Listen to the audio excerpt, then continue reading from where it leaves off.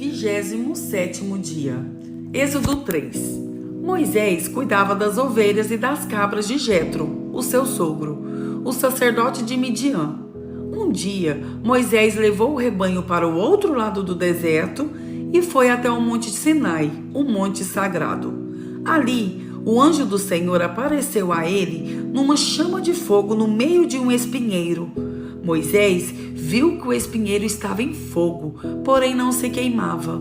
Então pensou: que coisa esquisita! Por que será que o espinheiro não se queima? Vou chegar mais perto para ver. Quando o Senhor Deus viu que Moisés estava chegando mais perto para ver melhor, ele o chamou do meio do espinheiro e disse: Moisés, Moisés. Estou aqui, respondeu Moisés. Deus disse: pare aí e tire as sandálias, pois o lugar onde você está é um lugar sagrado. E Deus continuou: eu sou o Deus dos seus antepassados, o Deus de Abraão, o Deus de Isaque e o Deus de Jacó. Aí Moisés cobriu o rosto porque ficou com medo de olhar para Deus. Então o Senhor disse: eu tenho visto como o meu povo está sendo maltratado no Egito. Tenho ouvido seu pedido de socorro por causa dos seus feitores. Sei o que estão sofrendo. Por isso, desci para libertá-los do poder dos egípcios e para levá-los do Egito para uma terra grande e boa. É uma terra boa e rica, onde moram os cananeus, os heteus, os amorreus, os perizeus, os heveus e os jebuseus. De fato, tenho ouvido o pedido de socorro do meu povo e tenho visto como os egípcios os maltratam. Agora venha, e eu o enviarei ao rei do Egito para que você tire de lá o meu povo, os israelitas. Moisés perguntou a Deus: quem sou eu para ir falar com o rei do Egito e tirar daquela terra o povo de Israel? Deus respondeu: eu estarei com você. Quando você tirar do Egito o meu povo, vocês vão me adorar neste monte, e isso será uma prova de que eu o enviei. Porém Moisés disse: quando eu for falar com os israelitas e lhes disser: o Deus dos seus antepassados me enviou a vocês, eles vão me perguntar: qual é o nome dele? Aí o que eu digo? Deus disse: eu sou quem sou. E disse ainda: você dirá o seguinte: eu sou, me enviou a vocês. O Senhor, o Deus dos seus antepassados, o Deus de Abraão, o Deus de Isaque e o Deus de Jacó, me enviou a vocês. Este é o seu nome para sempre, e assim ele será lembrado por vocês em todos os tempos. Depois Deus disse: vá, reúna os líderes do povo de Israel e diga que eu, o Senhor, o Deus dos teus antepassados, o Deus de Abraão, o Deus de Isaque e o Deus de Jacó, apareci a você e ordenei que lhes dissesse: tenho visto a sua situação e sei que os egípcios estão fazendo com vocês. Eu resolvi tirá-los do Egito, onde estão sendo maltratados, e vou levá-los para uma terra boa e rica, a terra dos cananeus, dos heteus, dos amorreus, dos perizeus, dos heveus e dos jebuseus. O meu povo ouvirá o que você vai dizer. Depois você e os líderes do povo de Israel irão falar com o rei do Egito. Digam a ele: o Senhor, o Deus dos hebreus, apareceu a nós. Agora, deixe-nos ir para o deserto, a uma distância de 3 dias de viagem, para oferecer sacrifícios ao Senhor nosso Deus. Eu sei que, se o rei do Egito não for obrigado, ele não deixará vocês irem embora. Por isso, eu vou usar o meu poder e fazer coisas terríveis para castigar os egípcios. Depois disso, o rei deixará que vocês saiam do Egito. Eu farei com que os egípcios respeitem vocês. E quando vocês saírem, não irão de mãos vazias. Cada mulher israelita deverá pedir às mulheres egípcias que estiverem morando na casa dela ou que sejam suas vizinhas, que lhes deem objetos de prata e de ouro e roupas com que vocês vestirão os seus filhos e as suas filhas. E assim vocês tomarão as riquezas dos egípcios. Êxodo 4. Aí Moisés respondeu a Deus, o Senhor: mas os israelitas não vão acreditar em mim nem vão dar atenção ao que eu falar e vão dizer que o Senhor não me apareceu. Então o Senhor perguntou: o que é isso que você tem na mão? Um bastão, respondeu Moisés. Deus disse: jogue-o no chão. Ele jogou e o bastão virou uma cobra e Moisés fugiu dela. Aí o Senhor ordenou a Moisés: estenda a mão e pegue a cobra pelo rabo. Moisés estendeu a mão e pegou a cobra pelo rabo, e de novo ela virou um bastão na mão dele. Então o Senhor disse: faça isso para provar aos israelitas que o Senhor, o Deus dos teus antepassados, o Deus de Abraão, o Deus de Isaque e o Deus de Jacó apareceu a você. E o Senhor continuou: agora ponha a mão no meu peito. No peito. Moisés obedeceu, e quando tirou a mão do peito, ela estava leprosa, branca como a neve. Põe outra vez a mão no peito, ordenou Deus o Senhor. Ele pôs a mão no peito novamente, e quando a tirou, ela estava tão boa como o resto do corpo. Então o Senhor lhes disse: se com o primeiro milagre os israelitas não acreditarem em você e não se convencerem, então com o segundo vão acreditar. Mas se com esses 2 milagres ainda não crerem e não quiserem ouvir o que eu disser, o que você disser, tire água do rio Nilo e derrame no chão, e ela virará sangue. Moisés respondeu ao Senhor: ó Senhor, eu nunca tive facilidade para falar, nem antes nem agora, depois que começaste a falar comigo. Quando começo a falar, eu sempre me atrapalho. Porém, o Senhor lhe disse: quem dá a boca ao ser humano? Quem faz com que ele seja surdo ou mudo? Quem lhe dá a vista ou faz com que fique cego?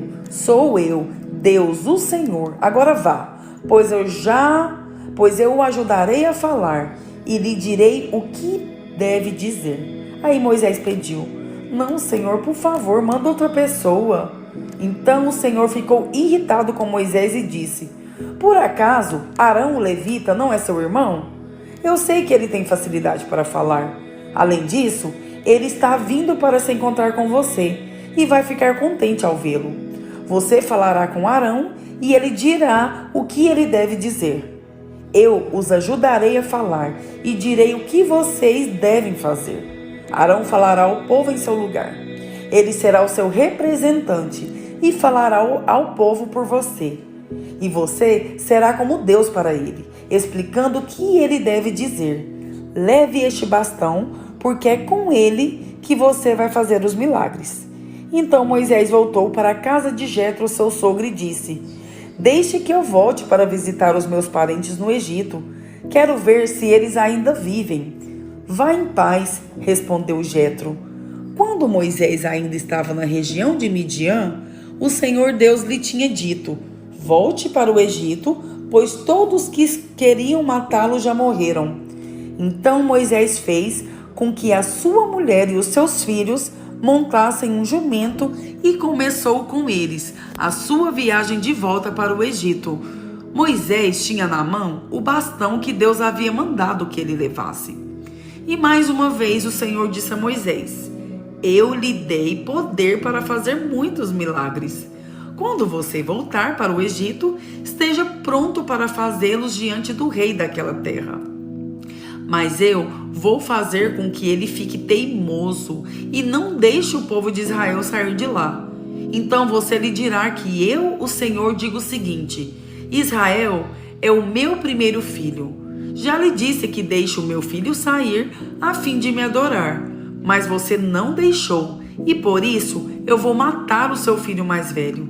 Durante a viagem para o Egito, no lugar onde Moisés e a sua família estavam passando a noite, o Senhor se encontrou com Moisés e procurou matá-lo. Aí Zípora, sua mulher, pegou uma pedra afiada, cortou o prepúcio do seu filho e com ele tocou o pé de Moisés e disse: você é um marido de sangue para mim. Ela disse isso por causa da circuncisão. E assim o Senhor Deus deixou Moisés viver. Nesse meio tempo, o Senhor disse a Arão: vá se encontrar com Moisés no deserto. Ele foi e se encontrou com Moisés no monte sagrado e o beijou. Moisés contou a Arão tudo o que o Senhor tinha dito. quando havia mandado que ele voltasse para o Egito, e falou também os milagres que Deus tinha ordenado que ele fizesse. Aí Moisés e Arão foram para o Egito e reuniram todos os líderes do povo de Israel. Arão contou-lhes tudo o que o Senhor Deus tinha dito a Moisés. E em seguida, Moisés fez os milagres diante do povo. Todos acreditaram. E quando souberam que o Senhor tinha vindo até eles e tinha visto como estavam sendo maltratados, eles se curvaram e adoraram a Deus. Mateus 11. Quando acabou de dar essas ordens aos seus 12 discípulos, Jesus saiu daquele lugar e foi ensinar e anunciar a sua mensagem nas cidades que ficavam perto dali. João Batista estava na cadeia e, quando ouviu falar do que Cristo fazia, mandou que alguns dos seus discípulos fossem perguntar a ele: "O Senhor é aquele que ia chegar ou devemos esperar outro?" Jesus respondeu: "Voltem e contem a João o que vocês estão ouvindo e vendo. Digam a ele que os cegos veem, os coxos andam, os leprosos são curados, os surdos ouvem, os mortos são ressuscitados e os pobres recebem o evangelho. E felizes são aqueles que não abandonam a sua fé em mim." Quando os discípulos de João foram embora, Jesus começou a dizer ao povo o seguinte a respeito de João: "O que vocês foram ver no deserto? Um caniço sacudido pelo vento? O que foram ver? Um homem bem vestido? Ora, os que se vestem bem moram nos palácios. Então me digam, o que esperavam ver? Um profeta? Sim, eu afirmo que vocês viram muito mais do que um profeta, porque João é aquele a respeito de quem as Escrituras Sagradas dizem: 'Aqui está o meu mensageiro', disse Deus. 'Eu o enviarei adiante de você para preparar o seu caminho.' Eu afirmo a vocês que isso é verdade. De todos os homens que já nasceram, João Batista é o maior. Porém, quem é menor no reino do céu é maior do que ele. Desde os dias que João anunciava sua mensagem até hoje, o reino do céu tem sido atacado com violência, e as pessoas violentas tentam conquistá-lo. Até o tempo de João, todos os profetas e a lei de Moisés falaram a respeito do reino. E se vocês querem crer na mensagem deles, João é Elias, que estava para vir. Se vocês têm ouvidos para ouvir, então ouçam. Mas com quem posso comparar as pessoas de hoje? São como crianças sentadas na praça. Um grupo grita para o outro: "Nós tocamos músicas de casamento, mas vocês não dançaram. Cantaram músicas de enterro, mas vocês não choraram." João Batista jejuma e não bebe vinho, e todos dizem: "Ele está dominado por um demônio." O Filho do Homem come e bebe, e todos dizem: "Vejam, este homem é comilão e beberrão. É amigo dos cobradores de impostos e de outras pessoas de má fama." Porém, é pelos seus resultados que a sabedoria de Deus mostra que é verdadeira. Então Jesus começou a acusar as cidades onde tinha feito muitos milagres. Ele fez isso porque os seus moradores não haviam se arrependido dos seus pecados. Jesus disse: "Ai de você, cidade de Corazim! Ai de você, cidade de Betsaida! Porque se os milagres que foram feitos em vocês tivessem sido feitos na cidade de Tiro e de Sidom, os seus moradores já teriam abandonado seus pecados há muito tempo. E para mostrarem que estavam arrependidos, teriam vestido roupa feita de pano grosseiro e teriam jogado cinzas na cabeça. Pois eu afirmo a vocês que, no dia do juízo, Deus terá mais pena de Tiro e de Sidom do que de vocês, Corazim e Betsaida. E você, cidade de Cafarnaum, acha que vai subir até o céu? Pois será jogado no mundo dos mortos. Porque se os milagres que foram feitos aí tivessem sido feitos nas cidades de Sodoma, ela existiria até hoje. Pois eu afirmo a vocês que, no dia do juízo, Deus terá mais pena de Sodoma do que de você, Cafarnaum. Naquela ocasião, Jesus disse: Ó Pai, Senhor do céu e da terra, eu te agradeço, porque tens mostrado às pessoas sem instrução aquilo que escondeste dos sábios e dos instruídos. Sim, ó Pai, tu tiveste prazer em fazer isso. O meu Pai me deu todas as coisas. Ninguém sabe quem é o Filho, a não ser o Pai. E ninguém sabe quem é o Pai, a não ser o Filho. E também aqueles a quem o Filho quiser mostrar quem o Pai é. Venham a mim, todos vocês que estão cansados de carregar as suas pesadas cargas, e eu lhes darei descanso. Sejam meus seguidores e aprendam comigo, porque sou bondoso e tenho um coração humilde, e vocês encontrarão descanso. Os deveres que eu exijo de vocês são fáceis, e a carga que eu ponho sobre vocês é leve.